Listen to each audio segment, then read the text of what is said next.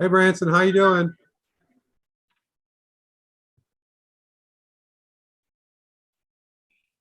I'm doing okay. All Been right, better. good. Well, can you hear any kind of fan noise in the video? No. Okay, good. I've got a fan on, but it's supposed to block. Zoom says it's blocking the sound, so hopefully that's true. I can't tell. I don't hear a fan. I'm Okay, in my car also, so I don't hear. I don't hear it. okay, thanks. Okay, thanks.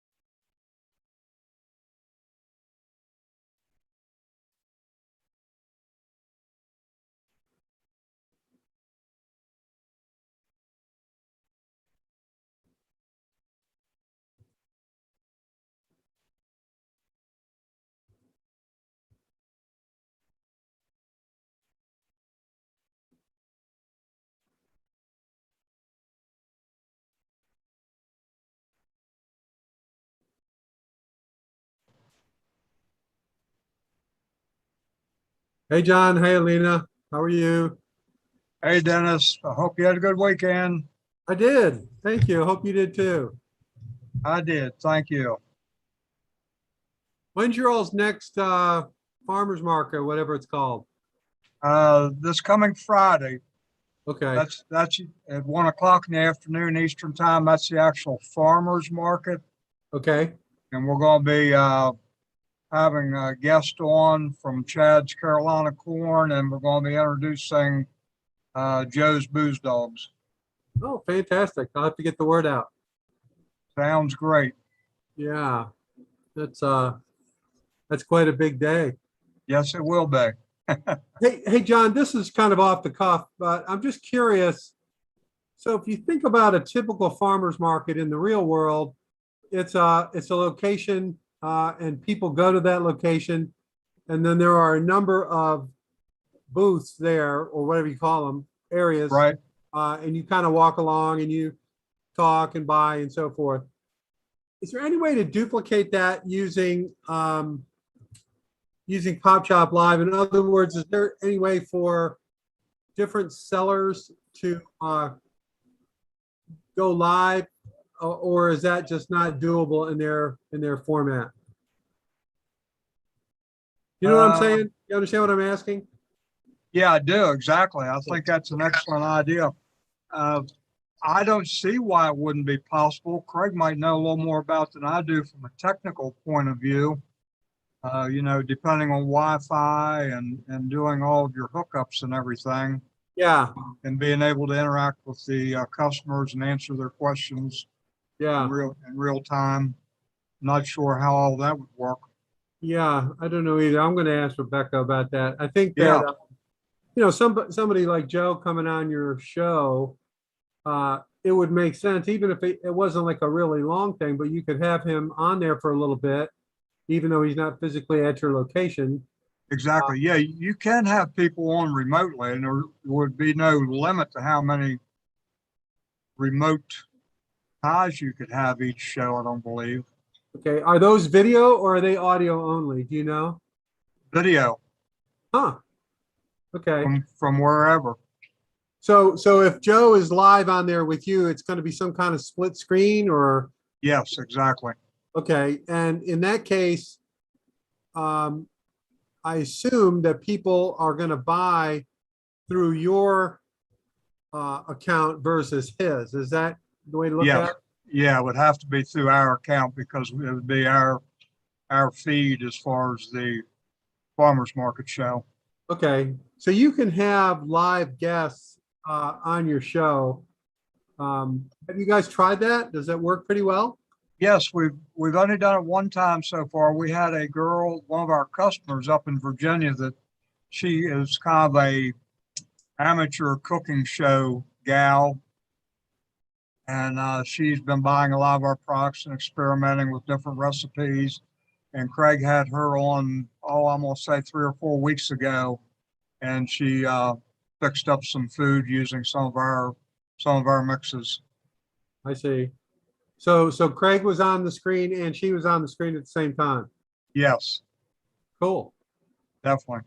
Yeah, that's I think that's interesting because particularly someone who is new to your show, and maybe it's something that's like Joe. Joe has got essentially frozen meat, and most of the products on your show are shelf stable packaged products. Exactly. So to me, it makes sense that if it's something a little out of the norm, that they have a chance to say, hey, here's what we do. This is, maybe something you're not familiar with or whatever. Exactly. And Okay. we are actually going to do a live cooking demonstration of his products on the show. Oh, cool. Yeah, make sure you let everybody know when that is. That'd be great. Sure will. Absolutely. Yeah. Okay. Well, I'm going to go ahead and get started. Hello, everybody. Thanks for tuning in today. Grant, I've made you co-host, so hopefully you keep an eye on folks showing up. Today, we're going to talk about selling on Amazon. And this is not going to be a technical how do you do it type of thing, although I'm certainly happy to help anybody who wants to discuss that or go through that separately. But what I wanted to do is give you kind of a strategic perspective on this. And I would say it applies to other markets as well, not just Amazon. But I think that it applies to, Etsy or eBay, or even hell, selling on John's store on Pop Shop Live. They're all marketplaces that are really separate and apart from your particular website is really kind of where I'm going with that. So one of the things that you may not be aware of, and I wanted to expose you to, and we're going to have a short video here, which I think you'll be surprised at what you learn. But most of you on here are what I would call, small business, in the perspective that you're, not necessarily funded by venture capital. You're not hiring tons of people. You're not on a super fast growth trajectory, to eventually go public or something like that. I think that's fair to say. And please, if I've got something wrong, please correct me. But in general, the business world at this point, when people talk about small business, there seems to be a dividing line between those businesses that are small, but perhaps have venture capital or other backing that will enable them to become larger fairly quickly, versus smaller businesses that are in fact likely to stay relatively small over the long term. And I would argue maybe are more along the lines of a Main Street business as opposed to a technology business or something similar. Does that make sense? Anybody disagree with me on that division between the two types? Absolutely. I think you nailed it. Okay. Well, I've got good news for everybody. That has changed pretty dramatically in the last 18 months. In the last 18 months or so, a whole new type of investor has emerged that actually they are looking for investing in companies like yours. They are not looking for technology companies. They're not looking for people that went to the same Harvard or Stanford that they went to. They're actually looking for small e-commerce businesses, or mostly e-commerce, that generally speaking, the threshold they're looking for is $1 million a year in sales. That's kind of the starting gate. And they will actually buy you for anywhere between 3 and 6 times that number. So that means if you're doing $1 million in sales, you might qualify for a $3 million purchase, or people call it an exit. And there's a variety of forms that take. I don't want to spend a lot of time on that particularly, but these companies in the last 18 months have raised well in excess of $2 billion in order to do this. And the term they're called aggregators. And aggregators mean what they're trying to do is buy a whole bunch of small e-commerce companies and then bring expertise, scale, systems in order to help those companies grow quickly.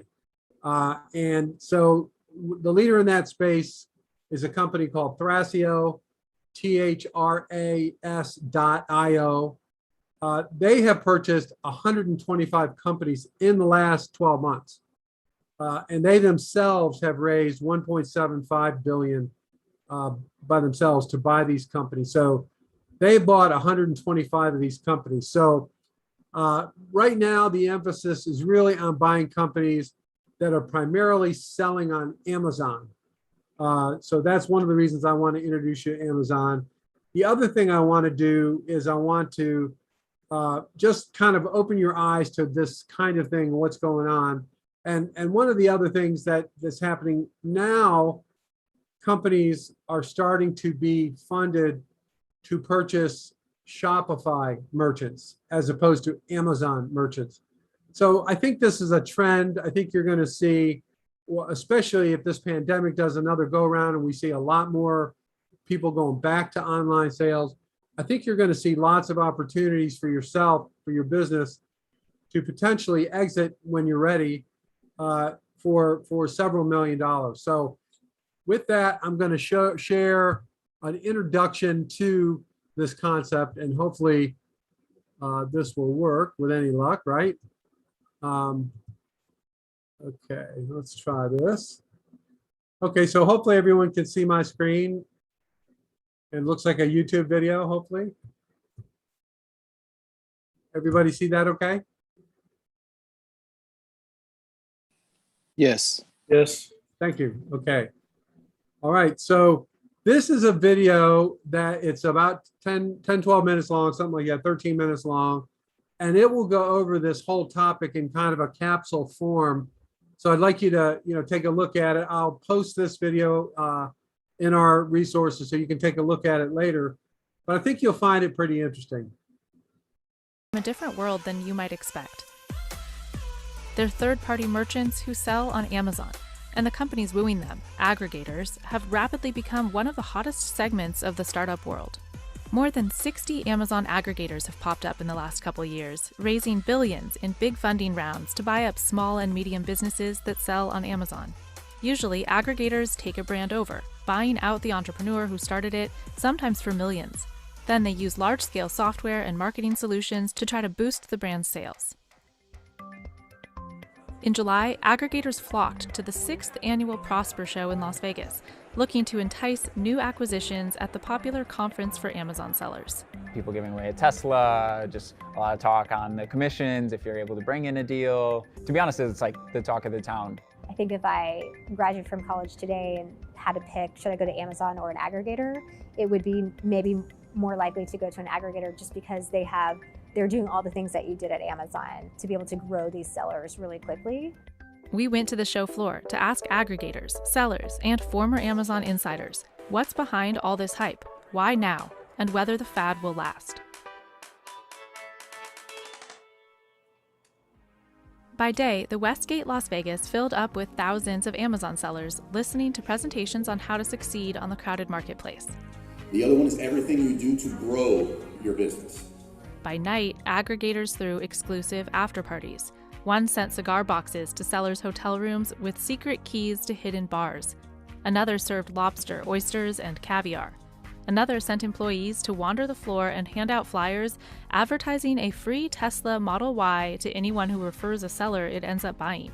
This is a big change from the last in-person Prosper Show in 2019, when the Amazon aggregator market was in its infancy.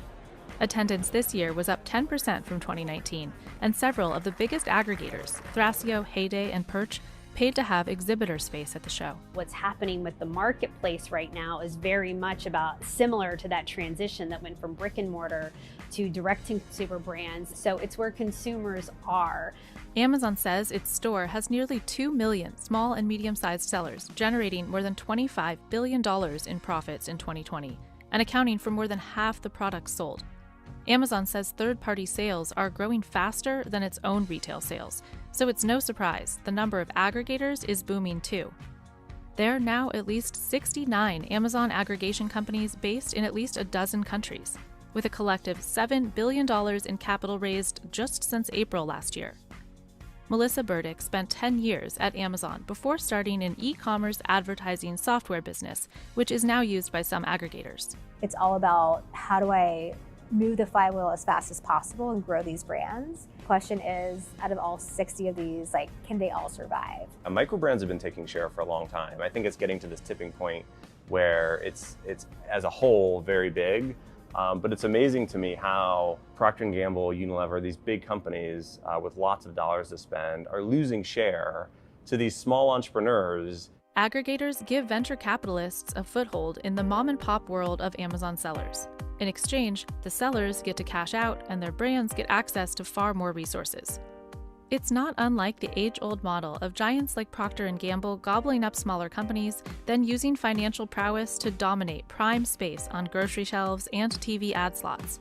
Perch and Thrasio are two of the biggest Amazon aggregators. Having scale gives you better access to capital, technology, talent, different marketplaces, different channels and geographies. We are sometimes taking brands that, maybe don't have that good of images or that good of product packaging, or, we're able to improve product quality, so slightly so that we can improve our review rating. Aggregators tend to keep the original brand name and the loyal customers that come with it, growing that customer base and profits using their larger marketing and data power. We're not the next General Mills or Johnson & Johnson or Procter & Gamble. We don't believe that the brands we own need to be brought to you by Heyday. These are brands that have stood on their own for a long time. They've generated very loyal customers, repeat rates. They've done a fantastic job getting from 0 to 1.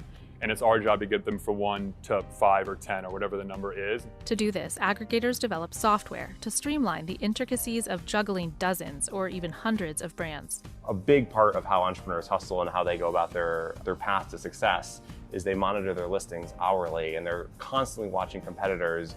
And we can do all of that with technology. And a lot of times this technology doesn't make sense for a solo entrepreneur to build, but it could make sense for us to build. It does make sense for us to build because we can deploy it across hundreds of brands. In a statement, Amazon told CNBC the aggregator trend is an exciting opportunity for sellers that want liquidity and to exit the business for a new adventure.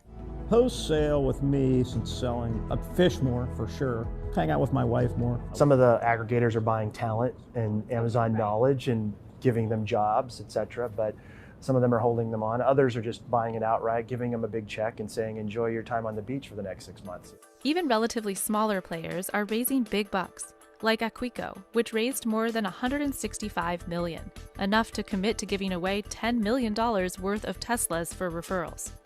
Meanwhile, Thrasio and Perch have reached unicorn status. But all this hype is very new. When I first went out to fundraise for Perch, it was a difficult idea to fundraise for. A lot of investors were worried about the Amazon channel risks. A lot of investors pushed me to go make a software solution instead of actually buying the brands. Former Wayfair executive Chris Bell founded Perch in 2019. Now it's raised $900 million and has more than 70 brands under its umbrella. So why did the trend take off now? And so I think there was a confluence of Amazon's marketplace becoming more mature and kind of hardening, if you will, around the edges to make it more trusted. And then the pandemic, and I think just a lot of people noticing that this was possible and coming after it. Founded in 2018, Thrasio was an even earlier leader in the space. By 2021, CNBC ranked Thrasio 22nd on its Disruptor 50 list, and it's now raised $1.75 billion. Whenever a new asset class is born and someone reaches a unicorn status of $1 billion, there's a flood into that market. Even now, I still think that there's a lot of growth and change in how the Amazon ecosystem looks on the seller side. Casey Goss joined Thrasio in April 2020 as the 126th employee. Now it's got at least 930 employees just in the US. The brands that we're acquiring, they don't have experts in literally, every kind of field that we're able to, from SEO to copywriting and creative. And so we're able to put all of these brands through this checklist and make sure that we're optimizing them far better than the average seller can. Thrasio runs each brand it acquires through a 503-point migration process to figure out needs like better keywords, images, or influencer marketing. One success story is a pet odor eliminator named Angry Orange. We were able to completely revamp the branding behind Angry Orange. We had Snoop Dogg, do some cameos for whatever. But the brand is absolutely killing it. Angry Orange is the fastest growing pet product on Amazon. When Thrasio bought Angry Orange for $1.4 million in 2018, the 4-year-old brand was making more than $2 million in annual revenue. Thrasio says that's now up 8 times to $16.5 million. Thrasio's now acquired 125 brands. I think it's hard to get a home run on all 120, and that's probably their theory, which is out of 120, even if we get 80% or 60%, it's okay. It's really a kind of a numbers game. Another aggregator strategy is to keep the number of acquisitions small. Heyday has acquired 16 brands, far fewer than Thrasio's 125 and Perch's 70. Heyday's raised more than $250 million. Simply because you have a lot of reviews doesn't necessarily, at least in our mind, mean you're going to be around for a very long time. Chaz Woodward, who joined Heyday after several years as an investment banker, says each seller acquisition had revenue over $1 million and the potential to grow 10 times larger. We're not looking to acquire 100 brands. We're looking to take our brands and 10x them. We think attractive statistic is ability to identify, underwrite, acquire, and then truly drive growth and improvement to the brands that already exist. Do you have the eyeballs and the expertise to really grow those brands organically over time, or do they start to fall off? Some sellers, like Stacy Renfro, are trying out the model on an even smaller scale. Her brand, M Design, did more than $250 million in sales last year, primarily on Amazon. It recently acquired its first seller, Wild Birds of Joy. We do a lot in plastics and bins, and their company was primarily focused on bird feeders and hummingbird feeders and things like that. So for us, it was a great way to start expanding our assortment more into the outdoors. Renfro says M Design is also the target of bigger aggregators that keep trying to acquire her brand. There's so much happening in this space that I think to be conservative to say that once a week someone reaches out to us is probably being very modest. Aggregators, even those going for a big number of acquisitions, admit that selling on Amazon is tricky. Having the technology and the process and the people to enable us to do 1,000 and 10,000 and 100,000 of these really, really well is big, and it's hard. This is not an easy business to run, as all these sellers know. One of the notoriously difficult things about the seller business is that Amazon constantly changes its rules, fees, and protocols, something that aggregators say they can help navigate. Most of these brands are run by it's a solopreneur, one entrepreneur, and there's a lot of components to selling on Amazon. And as Amazon has continued to grow and competition has become more sophisticated, the sheer number of things that you need to do in order to survive, let alone thrive and be successful as an Amazon seller, continues to increase and become rather difficult. Amazon's a behemoth, so to say that we're on speed dial with them would be overstating the case. But as you have scale, as you are doing more business on the platform, I do think Amazon will lean in and understand that they can make the life easier for folks like us. Amazon charges merchants between 8 and 15% per sale, plus a variety of other fees that have gone up significantly during the pandemic. In June, Fulfilled by Amazon fees went up an average of 4.4%, and cost per click ad sales are up 50% year over year.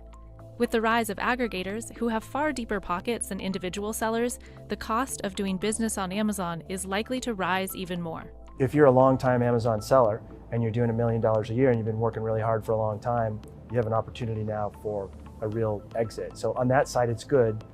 My other concern from the seller side community is, are the costs of Amazon going to rise even more because there's nearly 40 Amazon aggregators that have raised $100 million or more? And I think, sadly, the answer to that is probably yes. Amazon told CNBC that it spent more than $18 billion last year on ways to help sellers grow, including logistics, programs, people, and 225 new tools and services geared towards sellers. There's so many negative things that everybody wants to say about, right, the big bad Amazon, but you know, something that is really nice about them is they do embrace the smaller third-party seller, and the amount and the volume that continues to come from the smaller sellers continues to grow. As for whether the aggregator boom will last, Amazon told CNBC in a statement, "We expect the majority of sellers and brands will remain independent and continue to use our store for its scale and reach. But for now, as the trend continues, it's changing the fabric of what it means to sell on the world's biggest e-commerce site and beyond." You know, there have been rumors that Thrasio is going to go public this year. And so I think there's going to be a handful of public companies called aggregators, and they were born buying up and aggregating these great sellers and these great brands. Whether the VC continues to attract to it, that's a question, because it's still such a new market that it needs to pay off. I think we can be a multi-billion-dollar revenue company and a publicly traded company that has a bunch of household names that people know and trust, that are everywhere you want to buy, not just online, not just on Amazon, but through all the channels.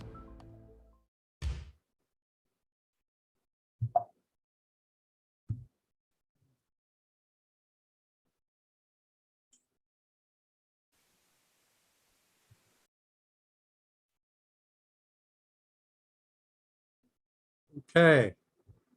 So let's unpack some of the things that we heard there.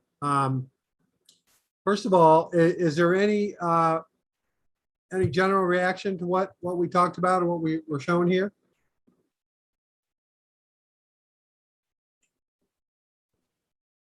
It's amazing. Go ahead. I heard someone say it was amazing and then it cut off. Yeah, that was me, Dennis. Oh, okay. It was just amazing to hear all that. Yeah. Would never guessed there was that much money being raised to buy out small companies. Yeah. Anyone else have any thoughts? So from my understanding, they actually purchase the companies. They still sell on Amazon. I know they have a site. They don't sell from their site. Right. Correct. Well, they're when I first started looking at this, it really I spent a lot of time with the Thrasio folks. So I kind of know their model better than the others. But Thrasio's model is they would really prefer that the entrepreneur stay involved if possible, at least for a while. And so what they try to do is keep the brand that they're acquiring. So the example there, that pet odor eliminator, Orange Power, whatever it was, they want to keep that guy involved or that woman involved that ran that company. And what they try to do is improve things operationally and in the back end. And yes, they do continue to sell on Amazon. And in fact, I think it's generally true that all the aggregators really want the brands to continue as themselves. I think you heard the CEO of Perch, which is the second biggest player. He said, we do not want to become Procter & Gamble. We don't think everybody, or maybe that was somebody else that said this, but they don't want to create one big Procter & Gamble type brand. They want these brands to continue individually. And in some cases, the business is such that the entrepreneur can just leave. There's no real reason for them to stay. In others, maybe the entrepreneur needs to stay for a while or stay permanently and get a job with the aggregator. One of the things that I wanted to point out, because really at the end of the day, this is not magic, right? So what these folks do, yes, it takes money to do it in a large scale. But if you unpack what some of them were saying, what they do is they try to take a look at how the potentially acquiring business is run. So they said that they look at the quality of the images. They look at the quality of the product descriptions. They look at processes behind the scenes. You know, you can do all that stuff yourself individually right now, even without any money. There's no reason why you can't have higher quality photos, even if you have to take them yourself.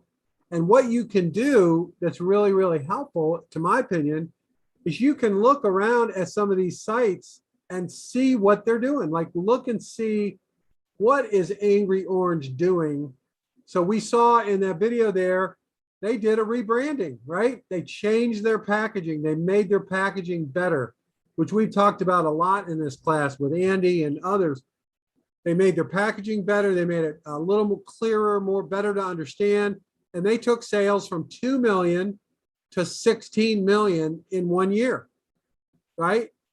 So a lot of these little steps that you can do, you guys can do. You don't need a big aggregator for it to be done successfully.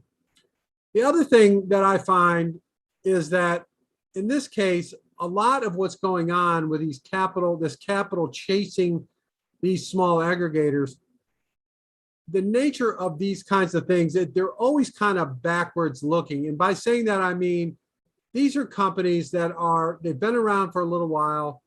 They're selling on Amazon. They're big believers in the point and click model. These people are not doing live stream commerce, right? They're not going into different platforms. They're not going on John Arnold's Farmers Market store. These people are on Amazon in kind of the traditional way. So I would argue there is a question or an opportunity to do things even bigger and better than what these folks are trying to do. You all have a chance to be more of a cutting edge because of live streaming commerce, because of other marketplaces that these people haven't even got around to thinking about yet. So that's one thing to keep in mind. So someone's got a question on here about EIDL. Has anyone applied for it? I don't know, Elaine, if they have or not. If anybody has applied for EIDL and got any kind of feedback, please mention it in the chat. So anyway, the point I'm trying to make here is, yes, you can sell on Amazon, you can sell on Walmart, sell lots of different places, and I think you should. But the techniques that you use to make your opportunity the best that it can be, like improving your images, improving your product descriptions, taking a look at this live streaming e-commerce and how you might be able to use that, some more modern things. I think what we're seeing is dramatic growth in online sales, right? We're seeing an unprecedented time where, for example, the statistics I think I've mentioned before the pandemic, 1 out of 1,000 people bought food online. That number is now 1 out of 3. And arguably it's going to be even more common as if this pandemic makes a comeback. So really my message here is, you can look around, you can look at this video again, you can look at some of these companies, you can look at some of the brands they've acquired. Go to those websites and take a look, go on Amazon and take a look. And you can copy some of those things for yourself. You can make your images better, you can make your branding better, your packaging. This is all stuff that you can do. And guess what? It will help you grow. It'll help your sales grow, even if you're just sticking to one channel, Amazon or one of the Facebook, one of the others. So that was really the point that I wanted to make with that. I got a couple other things I want to share. This is not going to be real long today. So let me do that. Share my screen again. Okay, so the first thing I wanted to show you, and some of you already know this, but just about all the marketplaces that you might take a look at have websites where you can investigate, right? So if you want to become an Amazon seller, there is a website here where you can go and you can get all your questions answered, beginner's guide, how to start selling, blah, blah, blah. All of the detail that you might need to learn how to sell on that platform. And I know Etsy has similar program, I believe eBay, Walmart.com. So it's not brain surgery. It's something that you can do and get a hold on. Yes, you can figure out how to optimize or get some little tips from people who've done it for a while. I understand that, but you can do it yourself. One thing that I haven't heard a lot of people talking about in this class, and this is something called Amazon Handmade. And I don't know if you all are familiar with this or not. I believe this whole idea came up as a counter to Etsy's growth. I believe Amazon saw Etsy getting a lot of sales, so they created this artisan-only community of sellers. The product has to be made by you or made for you. There are no fees, unlike regular Amazon. You don't have to pay the monthly fee. There's a whole bunch of other benefits, but I just encourage you, if you have something that might fit in here, this is a community that you might want to check out. There's one other one that I want to point out to you, and that is Amazon live streams. This is fairly new. I am no expert on how you get this done. I believe this is available to both the handmade folks as well as the regular Amazon customers. This is, they go live. We've been talking about this. People can buy the product during the live stream. They have a whole bunch of shows. You can kind of see how they do it, how different people do it. But that is something that I think, particularly with the holidays, that some of you might consider getting involved with this and going live in some way on Amazon.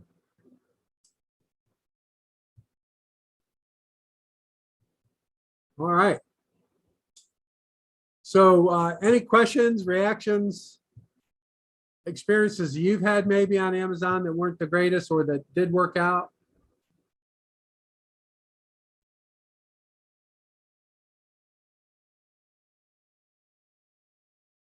Elaine is asking, do you have to have barcodes? I don't know. I really don't know. It's something that you can dig into and see. I know you have to have SKU numbers. You probably have to have some kind of identification. Patrick, you want to comment on that? Yes. So Amazon is really, really hard to get through. You have to have SKU numbers. You do not have to have barcode, but you have to have. Patrick, you're breaking up pretty bad. I can't really hear you. Maybe it's something you could type into the chart or into the chat and just you were breaking up so bad. A bunch of key. Sorry, Patrick, it's just not working. Descriptions. Okay. Oh.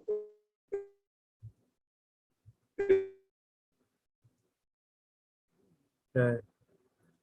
Okay. Well, sorry, Patrick couldn't be heard, but there are people in this group that can help a little bit. But I encourage you to look into it. It's not something you have to make a commitment to.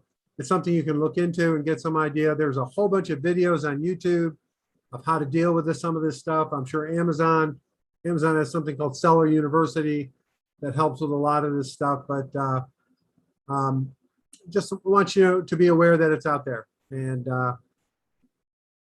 so that's really all I have for today. I don't know if anybody else wants to ask any questions or has some reaction to some of this stuff. I would encourage you to take the lessons learned from some of these brands that have been souped up by these aggregators, because some of this stuff you can just do yourself. Image is number one. Description is pretty good. Product description. I think these are things that all of us can do without too much trouble. It's not a heavy lift. So John is asking a question. So there are different ways you can sell on Amazon. You can sell on Amazon and do the fulfillment yourself, or you can do what's called FBA, which is fulfillment by Amazon, which is a different animal. That's where you're adding, you're putting your products in an Amazon warehouse and they're doing the shipping. So all of the above, and there may be other models that I'm not even familiar with. I don't know exactly how handmade works, for example. These are all things you really have to figure out and see if it makes sense. But it is such a large market. There's a lot going on there. I think it's well worth the consideration with the holidays coming up.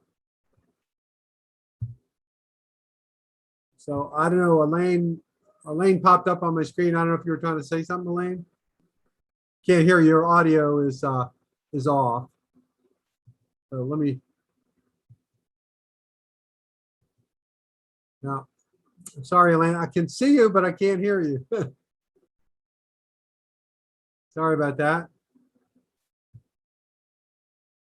Okay. Well, I apologize for that. I don't know what I can do. Dennis, do you want me to unmute her? I tried. It won't unmute. You can try. I can say ask to unmute. I know I did that and it didn't work. Okay, interesting. Yeah, it might be something with her computer. I don't know. I don't know. Well, as you can see in the group, there are some people with experience here. I think. Hello? Yeah, is that you, Elaine? Okay. I think Elaine's breaking through. Hello, Elaine. It's just not working. Hello? Yeah, hello. Hello. Hi, Elaine. Can I hear you laughing. you hear me? I really can. It's really bad breaking up. Oh, okay, good. Yeah, just can't. Sorry about that. Okay, well, you guys that have some experience can add, to this discussion. I'm just going to encourage you for the holiday season, give some thought to it, see if it makes sense. It might even be just for a handful of SKUs or some of your stuff, not all your stuff. but I think it is well worth some consideration. Okay. Well, tomorrow we're going to talk about category design, which is something I think you'll find interesting and will be helpful to you. And that's going to be some content from Techstars. So hopefully that'll be interesting for everybody. And then let's see. Sorry about that. We're going to have Tom Kelly from IDEO is going to be a live broadcast from Stanford University. I don't know if you know IDEO, but they're really something else. And that I think you'll find really interesting. And then Thursday, we're going to hear from Tom Morse, who is a member of this class a couple sessions ago. And he has got some ideas on how you can do forecasting successfully using a spreadsheet. It's really, really helpful. He's really good at it. And I think that'll be really interesting. So that's what we've got going on. Look at the calendar. There's some other things that are popping up that you can tune into if you're interested. There's an Alibaba presentation this week, some other things. So check the calendar, and I'll be sure to post this this video that we saw today on our resource. Mr. Dennis, Yeah.